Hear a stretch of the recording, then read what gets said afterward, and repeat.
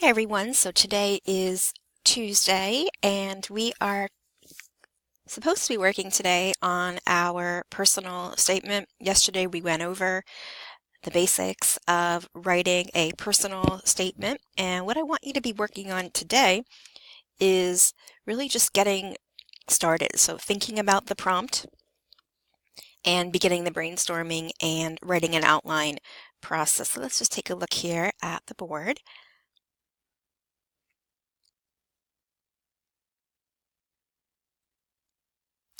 So this is now, remember, this is on the worksheet that you guys have, but I want you to look at the prompt again because it is important that we know exactly what we're writing about. The personal statement does have a very specific prompt, and that is simply writing about a person that you admire and in what way or ways that person has had an influence on you. And remember, you were writing 250 to 500 words, which really, if you think about it, is really not a lot.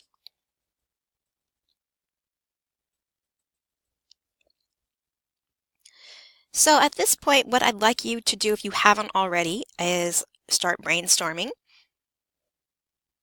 details about your person. I didn't provide a graphic organizer or an outline, but you can use the space that is on our personal statement document. You can see right here. Let me just make it a little bigger.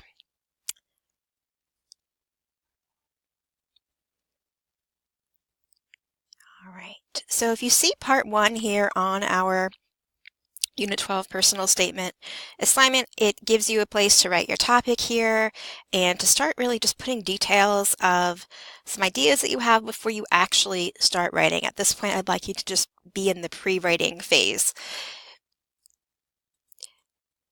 So here, if you look at step 3, this is where I'd like you to put your thesis, which is essentially why you admire the person that you chose and the impact the person has had on you. So try to kind of keep that down to one sentence, and remember that will be the last sentence of your intro.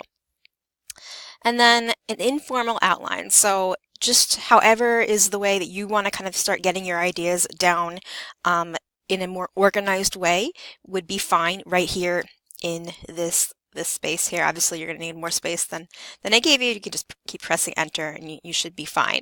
I also asked you here to start thinking about what your hook will be in your intro paragraph. So remember that your hook is your first sentence, and that's the one that really gets the reader interested in what you're saying. You don't want to start directly with your thesis or something that's not going to be that interesting to the reader. You want to draw them in immediately. So it could be an anecdote or a statistic of some kind, or maybe a quote from the person. Whatever you think will draw in a reader would be great for your hook in your first sentence of your intro.